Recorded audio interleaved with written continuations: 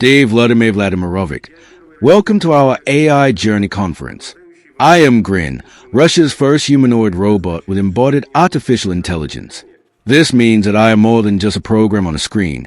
I am a physical embodiment of technology. I was created by Sberbank engineers.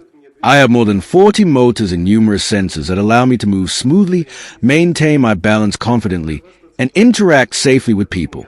I would like to show you the latest dance that my creators taught me. Salute!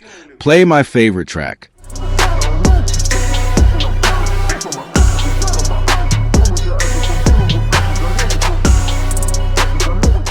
Very beautiful. Thanks. Dear Vladimir Vladimirovich, thank you for your attention. I would like to invite you to visit our exhibition. I will be waiting for you at our stand. May I leave now? Thank you very much. You may leave now.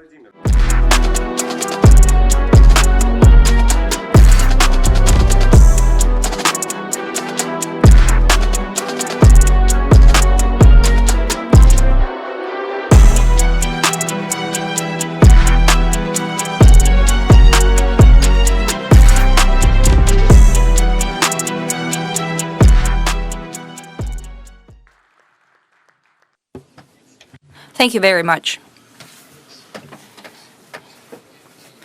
Today's date is called Artificial Intelligence Journey. And Mr. Graf has just given me such a journey. It was a 3-hour-long journey, 2.5-hour journey. So we apologize to you for having had to wait here. That you had to exchange opinions for now for the topic. But in any case, I'm very happy to welcome all participants of the conference called Artificial Intelligence Journey that is organized here at the Sber HQ, as well as I would like to welcome many millions of citizens of different countries, our great online audience. As per tradition, I'll share with you what Russia is doing. I'll tell you about our new steps in the creation and application of cutting-edge technologies, also as part of international cooperation. However, since the conference is the 10th conference, it's an anniversary, I would like to thank the Sber chairman of the board, Herman Graf, as well as the Russian Artificial Intelligence Alliance. Thank you for your resilience in the promotion of the values of progress. Thank you for your efforts to bring together the capacity of the state, businesses, and science, rallying around the tasks of technological development. And technological development, as I have said many times, requires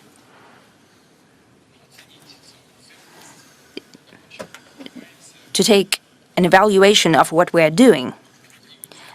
We also need to move forward, constantly move forward. Having achieved a certain result, not to stop at that, but to bring our joint work to a qualitatively new level, in order not to fall behind the speed and a tremendous scale of changes. During the previous conferences, we have spoken in depth about the generative AI, about language models trained at vast data sets, including texts and images. Even 2 years ago, such systems could only perform rather simple tasks, and today, using generative artificial intelligence, they're already creating intellectual assistants, the so-called AI agents, as well as unmanned transportation and robots. It's important that they are acting not according to strict and predetermined algorithms, but they're becoming increasingly autonomous in making decisions without intervention of the human. And those who already have such products and apply them receives a tremendous advantage in the efficiency and labor efficiency. It is apparent that generative AI technology is becoming essential and strategic.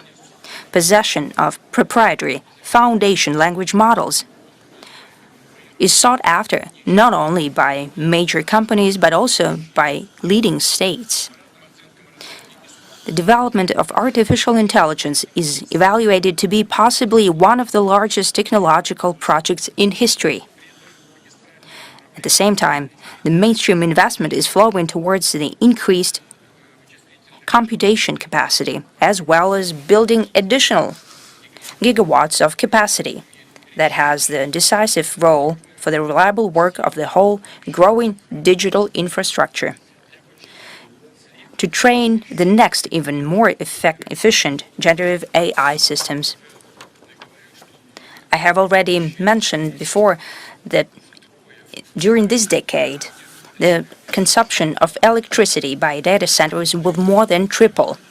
Along with drastic changes in all spheres, there is an increased number of users of the products based on generative AI. In Russia, an overwhelming majority of young people are widely using neural networks and language models for all types of tasks, in studies, in their professional and daily lives. There is another important thing, is that such models produce gigantic mass of new data, and they become an important tool of dissemination of information, and that means that they're capable of influencing values and worldview of people, and to shape mentality of whole states and humanity on the whole. We simply cannot allow to be critically dependent on foreign systems, and for Russia it's a matter of state, technological, and I would say value sovereignty. Therefore, our country should have a comprehensive array of our own technologies and products in generative AI. Primarily, these are national language models, both foundation and small models, for specific sectors. The whole spectrum of such models should be trained and fully controlled by Russian specialists. And I'd like to highlight at all stages, including the testing of the end product. Working on such complex systems should become an important catalyst for strengthening the Russian engineering school in this very important sphere. We should have unique competences across the whole cycle of foundation language models, starting with their training and creation and ending with adaptation for the needs of specific industries. That is the path pursued by the countries who are trying to ensure their leadership and independence, their sovereignty in this sphere. Number two, it's a basic dimension. That's the whole infrastructure for the development and introduction of such national products, meaning electronic components, data processing centers, and computation capacity, coupled with stable power supply. The tasks that I'm talking about right now are difficult and demanding. We are fully aware of that, and will solve them in partnership with domestic companies. I'd like to note here that products by Sber and Yandex are ranking among top in the world. And during the upcoming presidential hotline, slated for the end of the year, we'll again use GigaChat. This is a language model by Sber, and it has already proven its efficiency during the analysis and systematization of tremendous mass of calls by the citizens. It bears repeating that it's important not only to simply have the homegrown technologies, it's important to ensure their wide practical application and to ensure mass introduction in industry, in transportation, healthcare, public governance, and other sectors. And I would like to go into more detail on this topic. National strategy for AI development states as a goal is that the total input of this most important technology in the GDP of the country by 2030 should exceed 11 trillion rubles. To follow up on this goal, I'd like to ask the government and heads of regions to draft a national plan of introducing generative AI at the level of the whole country, as well as in the breakdown for sectors and regions of the Russian Federation. Today, with the chairman of the government in the morning, we've discussed this topic and we have spoken about it. He reminded me that the government has already created a think tank, an analytical center that works in this regard. 50 people are working in that team.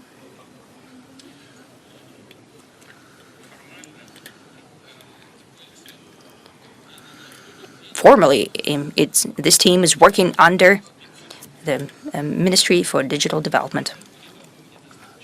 However, it's not enough. It's not enough today. We need a real headquarters for the development of this sector if we want this work to be consistent and robust in all spheres that I've just mentioned. I mean, sectoral industries and regions in the ministries and agencies.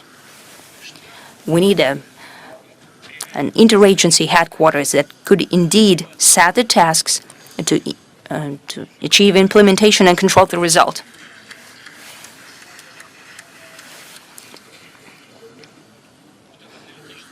Such an analytical group is good. However, these people do not have the necessary governance resources. That's what's missing. So we need this power behind them. Therefore, I'm asking the presidential office and the government and the ministries and the government as a whole to think about the creation of this headquarters, leading this entire sector, engaging all stakeholders. Or possibly they're not even aware that they're stakeholders in these processes, and we should explain it to them all together. I'd like to highlight that this implementation of this plan will become a crucial instrument to shape the demand for national foundation models, essentially a whole market of application of generative AI systems. Products using this technology already by 2030 should be introduced in all key spheres. I'm also talking about such solutions and intellectual assistance, AI agents. They should be used in the majority of governance and production processes. Already in March next year, the government, ministries and agencies should present exhaustive information about the use of AI in economics, in the social sphere and in the regions. The rate of introduction of these technologies in the region should become a crucial metric for annual ranking of digital transformation. I'd like to ask to draft this new ranking using the new methodology already following the results of the next year, 2026. And in this respect, I turn to heads of ministries and agencies and regions. It's not a matter of reports, but it's about deliverables. You must be clear about the corporate's demand for innovation, be in constant touch with scientists and engineers, enable testing and practical implementation of novel solutions. Such achievements are displayed in the exhibition area of our conference. I believe they are quite useful. If you haven't seen these, please familiarize yourselves, and also it is important to be able to shape a market to apply the advances of AI. And now we have been talking about that with colleagues, and they told me a lot about how this sphere has been developing. As in any other domain, fortunately or unfortunately, well, I think fortunately, we are capable of shaping the market. We need to introduce certain standards in different types of activity, and those who will be the users of the AI advances should pay for them. And that should create the market base for further development. We need to nudge this process, give it an impetus. I'll also add that we already have salient examples of the expertise of one region in AI application becoming a springboard for the changes across the country. Around 2,000 medical establishments in more than 70 regions have joined the Moscow digital healthcare platform, and this system has provided doctors from different cities and locations with access to AI algorithms to pursue automatic medical images and radiology studies analysis. We should be more swift in reducing administrative barriers that would hinder the implementation of technology.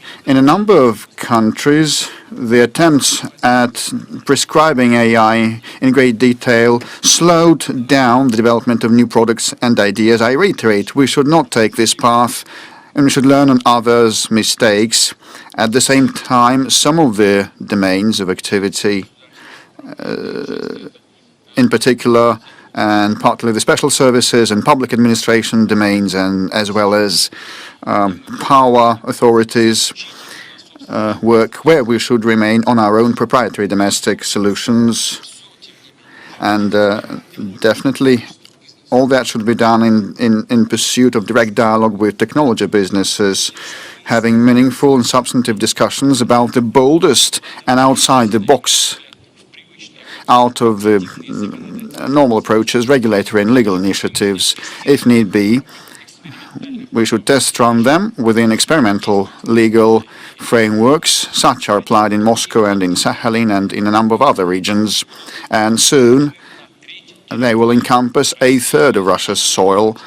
The entire Far East will be covered, and definitely we should promote more actively the soft law. I'm referring to the AI ethics code, most importantly.